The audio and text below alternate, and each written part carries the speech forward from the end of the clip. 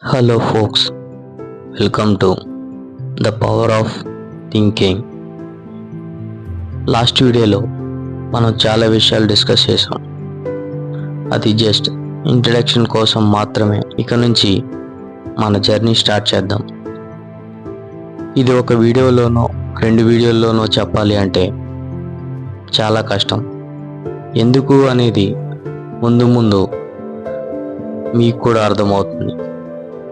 Last వీడియోలో దేవుడంటే ఎవరు అనే టాపిక్ని కూడా రైట్ చేశాను. బట్ ఆ టాపిక్ని అప్పుడే ఆన్సర్ చెప్పడం కష్టం. నేను చేస్తున్న ఈ టాపిక్స్ అన్నీ మీకే ఆన్సర్ని తెలియజేస్తాయి, ఒక కొత్త వేని చూపిస్తాయి. ట్రస్ట్ మీ, మీరు నిజంగానే చాలా కొత్త విషయాలు నేర్చుకుంటారు. దేవుడంటే ఏమిటో ఆలోచించే ముందు ఒక చిన్న విషయం గురించి మాట్లాడుకుందాం. బెటర్ ఫస్ట్ సైంటిఫిక్ వేలోనే వెళ్దాం. ఫస్ట్ మనం మన ఎర్త్ నుంచి సింపుల్గా స్టార్ట్ చేద్దాం. మనం మన చేతుల్లోకి గుప్పెడి ఇసుకను తీసుకొని దాన్ని లెక్క పెట్టాలి అంటే ఎంత కష్టం. రాత్రి పడుకునేటప్పుడు ఆకాశంలో ఉండే నక్షత్రాలను లెక్క పెట్టాలంటే ఇంకెంత కష్టం. ఇది జస్ట్ మన కంటికి కనిపించేది మాత్రమే. ఫస్ట్ మన భూమి ఎంత ఉంటుందో ఆలోచిద్దాం. తర్వాత చంద్రుడు ఎంత దూరంలో ఉన్నాడు, అసలు ఈ సోలార్ సిస్టమ్ ఎంత ఉంటుంది, ఇలాంటి కొన్ని వందల సోలార్ సిస్టమ్లు కలిపితే ఒక గ్యాలక్సీ. ఇప్పుడు మనం ఉండేది మిల్కీవే గ్యాలక్సీ.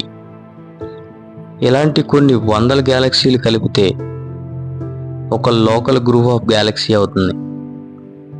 మరలా అలాంటి కోట్ల లోకల్ గ్రూప్ ఆఫ్ గ్యాలక్సీలు కలిపితే ఒక యూనివర్స్ అవుతుంది. ఇంత పెద్ద యూనివర్స్ని నడిపిస్తున్నాడు అంటే దేవుడు ఎంత పవర్ఫుల్ అయి ఉంటాడు. వీటి గురించే మనకి సరిగా అవగాహన లేకపోతే వీటన్నిటినీ ఆర్గనైజ్ చేస్తున్న దేవుడి గురించి తెలుసుకోవాలంటే మనకి ఇంకెంత తెలిసి ఉండాలి. సో ప్రజెంట్ అని ఈ టాపిక్ని ఎప్పట్లో స్టార్ట్ చేయాలి అనుకోవడం లేదు. ముందు మన సరౌండింగ్స్లో ఉండే విషయాల గురించి తెలుసుకుందాం. మొదటిగా భూమి ఎలా ఏర్పడిందో చూద్దాం. సైన్స్ చెప్తున్నట్టుగా బిగ్ బ్యాంగ్ వల్ల ఈ యూనివర్స్ ఏర్పడింది. తర్వాత కొన్ని నక్షత్రాలు ఒకదానిని ఒకటి గుద్దుకోవడం వలన విస్ఫోటనాలు జరిగి అవి చిన్న ముక్కలుగా విడిపోయాయి. తర్వాత కొన్ని వేల సంవత్సరాలకి ఆ చిన్న పార్ట్స్ అన్నీ కలిసి గ్రహాలుగా ఏర్పడ్డాయి. అందులో ఒకటే ఈ భూమి కూడా. అవి సూర్యుని గ్రావిటేషనల్ ఫోర్స్ ద్వారా సూర్యుని చుట్టూ తిరగడం స్టార్ట్ చేశాయి. అలా వచ్చినవే ఇప్పుడు మనం చూస్తున్న ఈ నవగ్రహాలు. ఇలా సూర్యునికి దగ్గరలో ఉండే గ్రహం బుధుడు.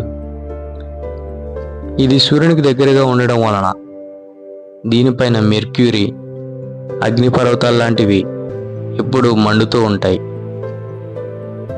మన భూమి కంటే వెనక ఉండే జూపిటర్, శాటర్న్, యురేనస్ వంటి గ్రహాలు సూర్యునికి దూరంగా ఉండటం వలన అవి ఎప్పుడూ మైనస్ టెంపరేచర్లో గ్యాసెస్ స్టేట్లో కలిగి ఉంటాయి.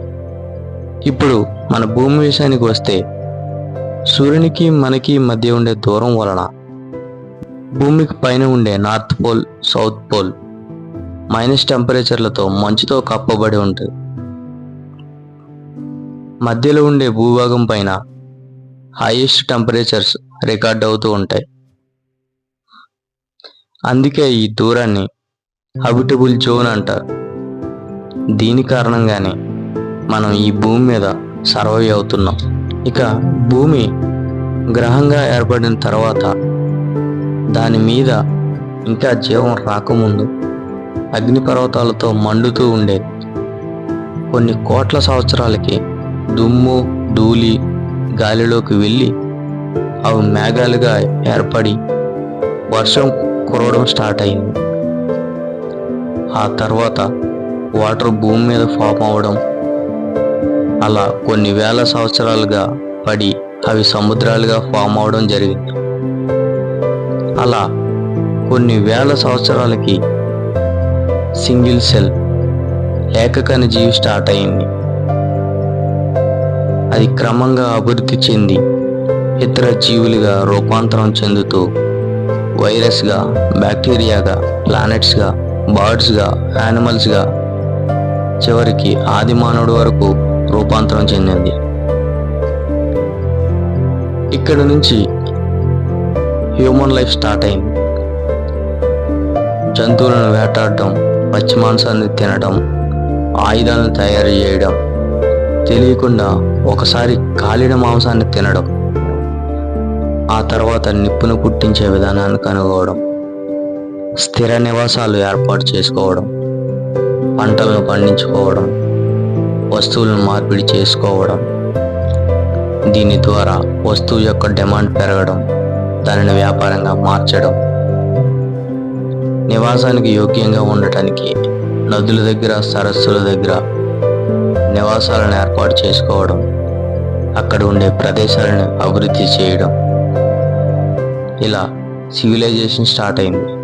దీనిని ఇప్పుడు మనం చదువుకునే Indus civilisation, Harappa civilisation, Egypt civilisation, ఇలా సివిలైజేషన్ పేరుతో మనం ఎన్నో కొత్త ఇన్వెన్షన్స్ తయారు చేసాం. ఇక నుంచి మోడర్న్ సివిలైజేషన్ స్టార్ట్ అవుతుంది. అసలు ఈ లైఫ్ ఏంటి? మనం అనుకునే ఈ పంచభూతాలు అంటే ఏంటి? వాటికి మనకి రిలేషన్ ఏంటి? ఈ పీరియాడిక్ టేబుల్ అంటే ఏంటి? దీనికి మన డైలీ లైఫ్కి ఉండే సంబంధం ఏంటి? అసలు ఓజోన్ లేయర్ అంటే ఏంటి? ఇలాంటి ఎన్నో విషయాలకి సమాధానాలు వెతుకుతాం. ఇవన్నీ ఒకే వీడియోలో చెప్పాలి అంటే కష్టం. అందుకే వీటిని సిరీస్లుగా చేయాలి అనుకుంటున్నా. దానికోసమే అందరికీ అర్థమయ్యే విధంగా ఈ ఛానల్ని క్రియేట్ చేశా. సో మీరందరూ నన్ను సపోర్ట్ చేస్తారని ఆశిస్తూ జై హింద్.